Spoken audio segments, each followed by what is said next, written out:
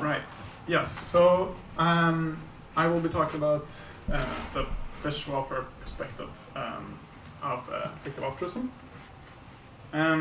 So to start, I want to show you this graph.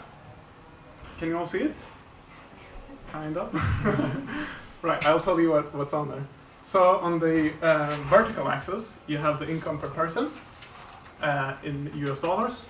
And on the horizontal axis, you have every person on Earth ordered from the poorest to the richest. And as you can see, it's kind of skewed. So where do you think that we here fall on this graph? Like, are we somewhere here around 80%? Raise your hand if you think that. Okay, one person. Somewhere here, like 90%? Anyone? 95? Okay. Actually, it's basically roughly here. You're around like the top 5 to top 1%, which means that you have a tremendous amount of resources that you can use to do good things in the world. So this is basically what effective altruism is about, to think about how we the most effectively can use these resources that we have to improve the world.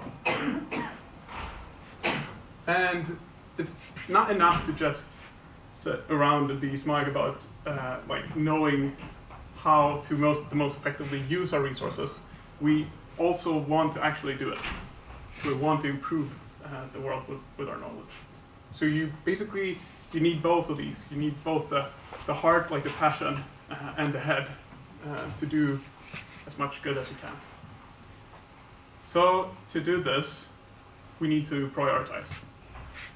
And it's something that we do every day, but it's important to put this perspective on doing good for the world as well.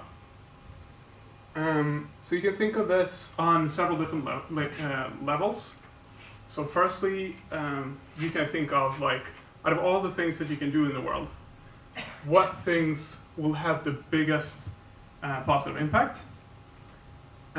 So basically, maybe you should work on like improving health in poor countries, or maybe you want to work on helping animals in factory farms. And then when you've decided on that, you go into the specific intervention. So let's say, for instance, that you've chosen to work on global health. Then you might want to think about whether you should, like if there's a disease that you're working on, you might want to think about whether you should try to work preventively or trying to help people that have already been affected or whatever the disease is. So you might think about which one of these is the most effective. And then lastly, you want to think about execution. So specifically, how you deliver this medicine, for instance. What is the most cost-effective way of doing that? So you can choose between different options. Some might be cheaper and easier to do. So there's a framework that is used in effective altruism, where we look at scale, neglectedness, and solvability. So scale is basically how big a problem is. So the bigger something is, the more opportunity we have to do to improve the world. How neglected it is, so basically how overlooked it has been. It gives us an indication of like how much low-hanging fruit is in there. So if no one else is working on this problem, then we can make very easy improvements that will have a large positive impact. And then lastly, we want to look at solvability. So we want to know to what extent will we be able to solve this problem. Obviously, we don't want to work on problems that are not at all solvable, although those are quite uncommon. But yeah, so that's also important to think about. Right, so I will talk about specifically factory farming. So we've narrowed down on these. We can choose between different cost areas, but I will talk about factory farming and specifically factory farmed fish. So fish welfare. So if we take a look at the same framework for fish, so we use this framework. look at scale, it will become clear why I chose to focus on fish rather than other farm animals. So this graph shows the number of animals in factory farms. And as you can see, fish, so this is only farm fish, far outnumber all other factory farm animals. So just looking at the numbers, it seems to be the biggest issue. So if we would, for instance, add wild fish to this, it would be in basically in the trillions. So that means like 1,000 billions, or like 7 billion humans on Earth. So there's like a lot of individuals. And as you can see, there's like a very steep increase. And if we break it down, we look at what is driving this increase. It's mainly farm fish. Well, it's very hard to see, but it says farm, it's the red line, and then wild fish is the blue line here. So this, as it commonly is measured, is in tons of fish. So for fish, you very rarely measure it in number of individuals, which is also a problem when you're trying to estimate how big the problem is. So I will mainly focus on farmed fish, and that's for two reasons. So firstly, as you can see, there's been a very sharp increase in the number of farmed fish, and basically wild caught fish are sort of leveled off in the amount we catch. Which means that if we manage to change the trajectory or get welfare standards implemented for farmed fish early, then that will have a huge impact in the future when sort of the industry matures. And secondly, the reason that I will focus on farmed fish is that so farmed fish are under our control for a longer period of time. So wild fish is basically just when we catch them. So we have a bigger opportunity to improve the welfare of farm fish. So if we break it down to where these fish are from, I guess it's gonna be hard to see in the back, but it's China is red, India is yellow, Indonesia is pink, and the rest of Asia is blue, and then the rest of the world is green. So this part, which is like 12%, that's the rest of the world. So almost all of it is in Asia. And more than half is in China. So that means that if we want to solve this problem or help solve it, then we need to focus on Asia to a large extent. So basically, we can look at different ways of trying to estimate complexity of the brain. For instance, maybe you can look at brain size. But some people say that the brain size relative to your body size is what matters.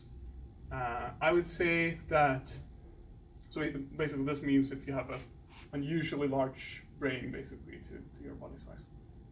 I would say that I think something involving the number of neurons in your brain is probably very informative.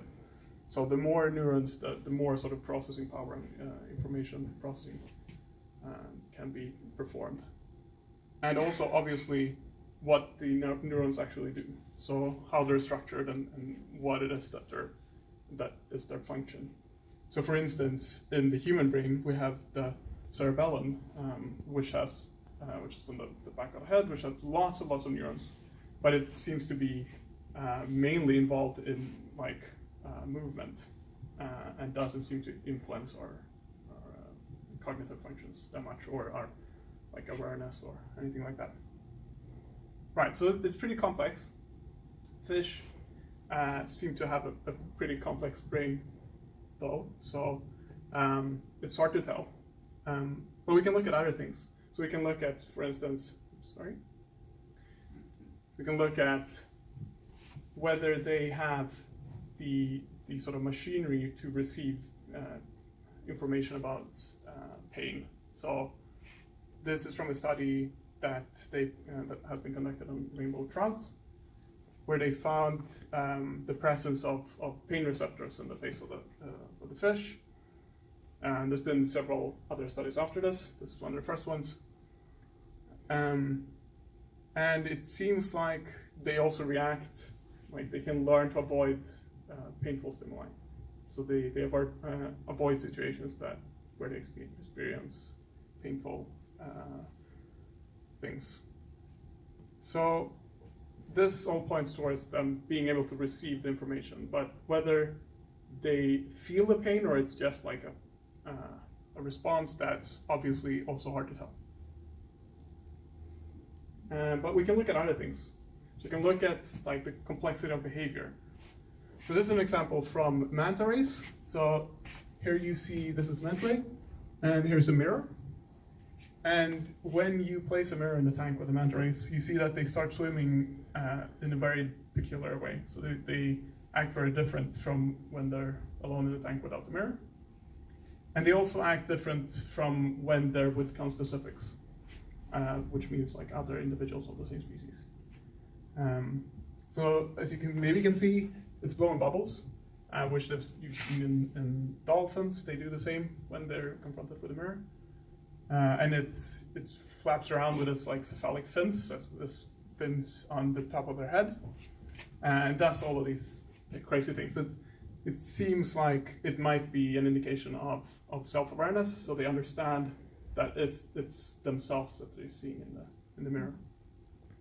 So there's been another study on cleaner Wrasses. So this is, I would say, even more elegant. They've painted a red dot on the throat of the fish, and then they put a mirror in the tank, and the fish swims up and sees this red dot in the mirror, and then it swims down to the sand, tries to scrub it off, and then swims back again to the mirror to see if it's gone, which is pretty amazing. And they don't do this when you don't have the mirror in there. So if they just put the dot on the throats, they don't do this behavior. So that indicates that they understand that what they're seeing in the mirror is themselves, so some type of self-awareness. And there are other pieces of evidence of complex behavior. So this is a tusk fish. They use stones as basically anvils to crack open mussels. So they swim up to these big stones, and then they just fling the mussel as fast as they can on the stone. To crack it open. So it's similar to tool use in other animals. And lastly, there's been experiments on like learning experiments where they've actually compared, so these are cleaner Wrasses again, with other primates. These are not to scale. And there's been chimpanzees and orangutans and some other species. And they actually saw that the cleaner Wrasses were better at learning this task, even though it's worth to keep in mind that the task was much more similar to the natural conditions that the cleaner Wrasses encounter. Right. Okay, so we've talked a bit about scale and the fact that they're probably most likely conscious and sentient, and there's a lot of individuals. So now we can go to neglectedness and look at like how much effort is put into helping farm fish. Right, so this is a graph from Animal Charity Evaluators, and it's for the US. So you have on the left-hand side the number of animals used and killed in the US. And this tiny portion here represents animals used for clothing, animals in shelters, and animals in labs. And the rest of this is farm animals. So the vast majority consists of farm animals. But we see a striking, it doesn't match, basically. So when we look at the amount of money that is donated to different types of charities, we see that farm animals only receive like a sliver of the total amount that is donated. And if we look at farmed fish, there's not much data on that, but as of 2017, I think, out of 100 undercover investigations that was made on factory farms in the US, only one of them was made on farmed fish. So that gives you some idea of how neglected it is. So basically we have like 3 compounding layers of neglectedness. You have the fact that most like philanthropic spending is spent on humans rather than animals. And then the money that is spent on animals is mainly not on factory farmed animals. And then that money that actually is spent on factory farmed animals is mainly not spent on farmed fish, even though it's very big in scale. All right, so now when I go to solvability, to what extent can we solve this problem or like improve the conditions and the lives of fish, specifically farmed fish? And then we can look at other examples of successes in trying to help factory farm animals.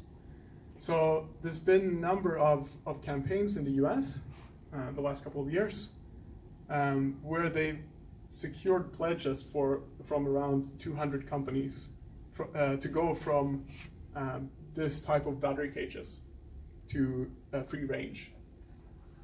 And as you can see, it's not much of an improvement. It looks very cramped and it's probably not very nice, but it's still, the number of animals is just staggering. So you have basically somewhat of a minor improvement, but since it's so many animals that it makes it worthwhile. Obviously, you also want to make sure that the companies that are pledged to change from battery cages to free range actually follow through with us. Right, so I'm going to talk a bit about welfare improvements and some ideas of how to improve the lives of farmed fish. So firstly, what is needed is research. So we have limited research on fish welfare compared to other animals. And we don't really know what conditions that different species need. So for instance, some species might need to live in a big shoal with other individuals of the same species. And some individuals might need to, they're maybe territorial, so if you pack them too densely, then they get stressed because of that instead. We also need better estimates of the number of fish that are used.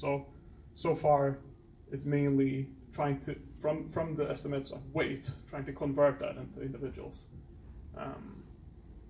So that would be very useful.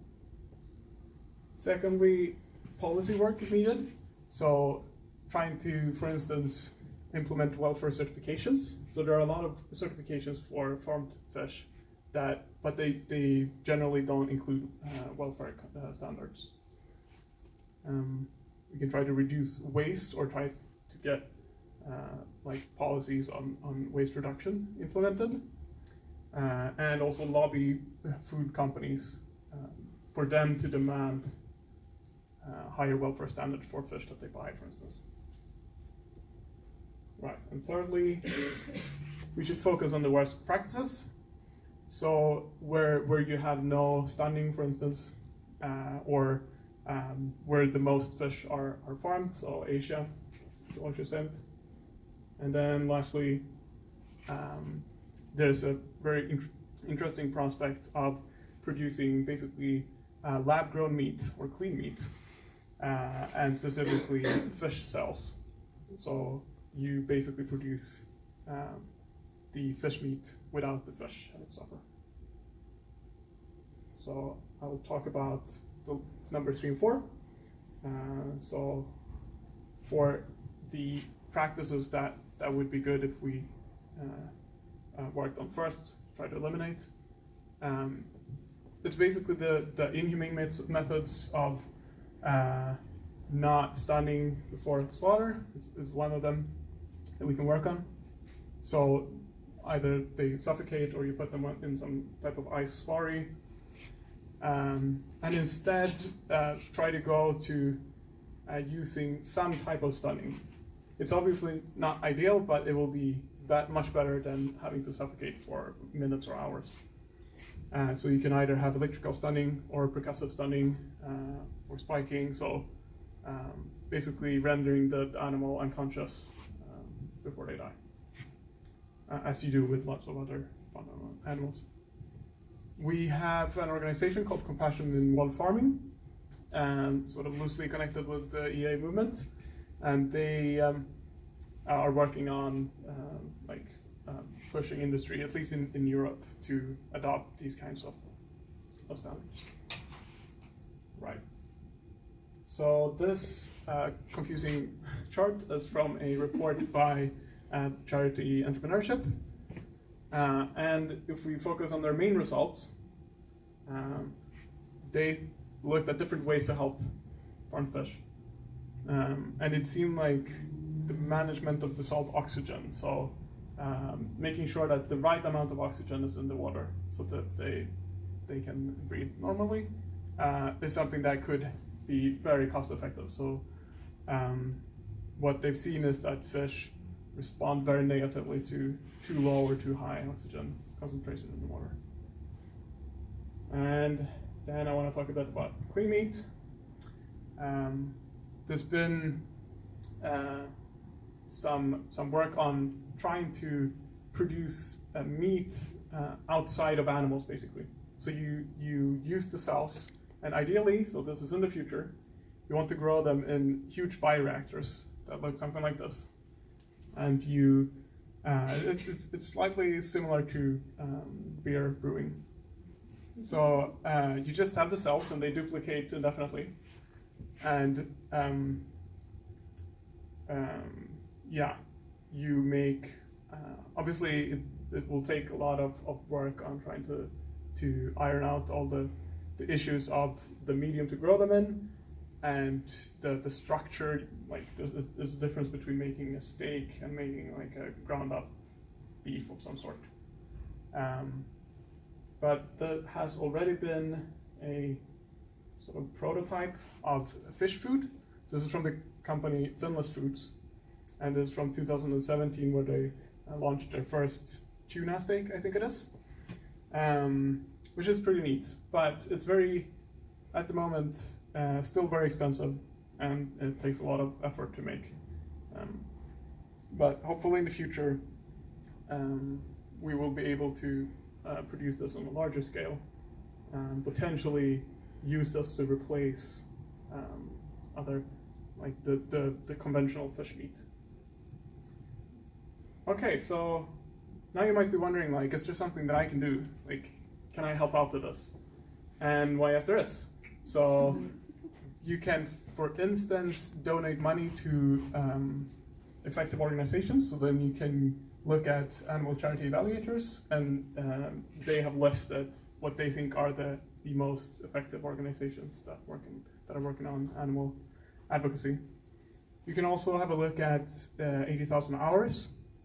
They have a website where they describe different careers that you can take. So if you want to use your skills and your time to improve the world, then this is the webpage for you.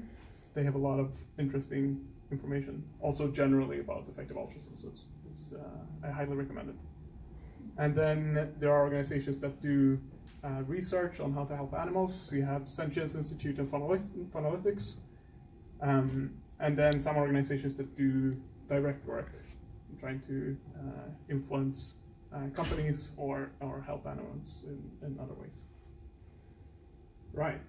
So I'm a part of Effective Animal Altruism Stockholm. This is us. This is our new logo, which we're very happy about.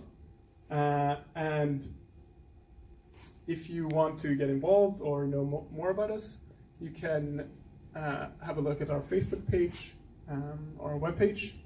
And we're also going to have an event about fishes where we discuss alternatives to fish and have like food tasting and stuff on the 30th of March. But yeah, keep a look at the Facebook page for more information on that. Right, thank you.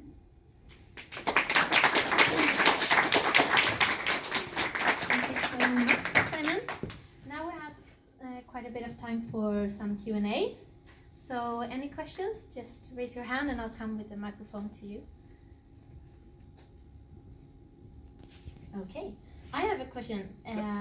If I want to learn more about fish and their lives and behavior and everything, do you have any books or movies to recommend?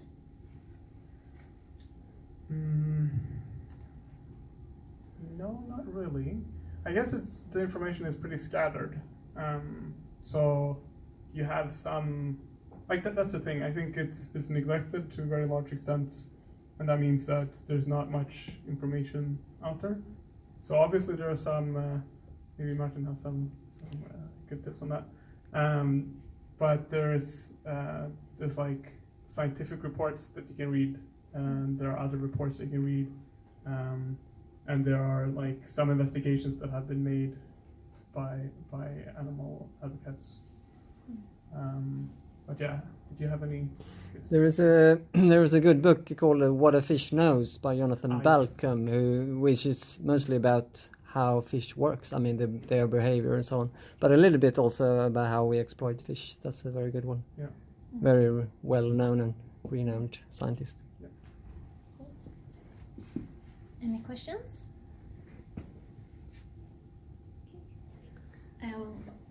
Yes.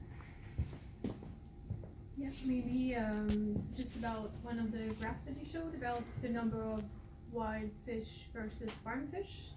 Do you know why the wild fish kind of leveled off and why farm fish is climbing so much? Right. Okay, let's find it. There we go.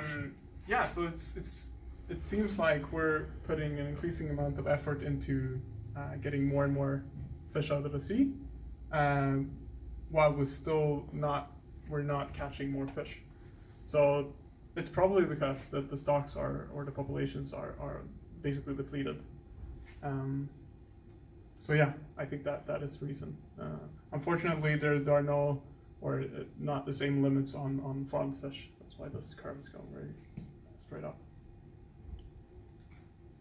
But don't they take wild fish to feed They do. farmed fish? To some extent. And other farm animals, yes. And one question over here. So some people concerning other animals, like for example chickens in animal farming conditions, talk about like displaying natural behaviors as sort of like a proxy for if you're unable to have these natural behaviors in these conditions, then it's sort of like a proxy for suffering. Yep. What do you think about that kind of approach to fish? I think it's reasonable. I think obviously it's hard with fish because you have so many different species. I think it's like 262 species of fish that we farm, compared to birds, which is like one species basically. So it's much easier to tell if you figured it out for that species, then you know what to do. So that's why we need a lot of research on this. But I do think that makes sense to look at to what extent they have like capacity to express natural behavior. So for instance, if you have salmon farms where they usually migrate, and you pack them in very, very confined space, or if you have animals or fish that usually are not they're not used to swimming in shoals with other fish, then obviously that's not a good thing. They will get stressed. Yeah. Any more questions? Okay. I was wondering, how did you get so interested in fish? Good question. I don't know. I love fish, but Yeah. I guess they're very different, and yeah, I just find them fascinating. There are so many species, and there's so many of them. And for this, it was mainly the fact that they are so neglected, and there's so many of them that are farmed, that made me focus on this in this talk. Yep. any more questions? Yes. So I will try to take this in English, but so I think that we talk about like the Vegoforum you usually talk about the other animals because you have like a perception that they have like can feel more pain and have like more developed emotions. Yep. And why do you think that you have that kind of perception that fish are more like vegetables almost, that they don't feel anything and like they don't know how to solve problems in the same way that other species are? I don't know. I think it's a good question. I think it has something to do with like how similar they are to us. So they don't have eyelids, like they can't blink. They don't do facial expressions to the same extent. They live in water, like it's very different from us and other mammals. So I think that's one of the major things that we can't really connect to them that much. But yeah, obviously that's very arbitrary. That doesn't tell us that much about whether they are actually sentient or if they can suffer. Okay. Right. Thank you. Anything you want to add, Simon? No, I think I will question. recommend it. Great. So you talked about animal welfare, but what about rights for fishes? And of course you talked about clean meat, but we can also, before we have clean meat, we can avoid eating fish. Do you have anything on Definitely. that? I mean, definitely. I think reducing consumption as much as possible of farmed fish would definitely be good. I think that you could make an argument, for instance, when you're talking about welfare, that you get like complacency. So if you improve the living conditions of farmed fish, then maybe people think that now it's good enough. It's okay. They have decent lives. I think that could be an issue, but I also see that making welfare improvements gives sort of the momentum to the movement, and you feel like you're actually making progress. And obviously, it's a good thing for the animals not to, like, if you change the living conditions, it will be good for them. But yeah, I'm quite uncertain there, but I think I'm leaning towards also actually focusing on welfare improvements. Good question, Orla. You mainly focus on like industrial farm fishing, and Yes. I wonder what you think about like hobby fishing, like for pleasure or for like individual consumption. Yeah, I think that is also quite painful for the fish. As I showed you before, they have this pain receptors in their face. So if you put a hook in there, it's probably going to hurt. And also, usually, like for recreational fishing, you're not stunning the fish properly. Well, sometimes you do, but sometimes you don't. I would say that that's probably bad for fish. And I would say, especially when you just do this catch and release, you're only doing it for the sport, basically, so that you don't need to eat it or anything. Then I think it seems pretty wasteful with the suffering of the fish. Yes. There is the fishing now. Yes, that is true. Which is like a small gadget that you attach to the cane you use for fishing. Yeah. And basically instead of a hook, it's a little device where you put food for the fish. So you feed the fishes instead of fishing them. Yeah, that is nice. Okay. Great. Right. Thank you so much, Simon. Thanks a lot. And thank you, the audience, for coming.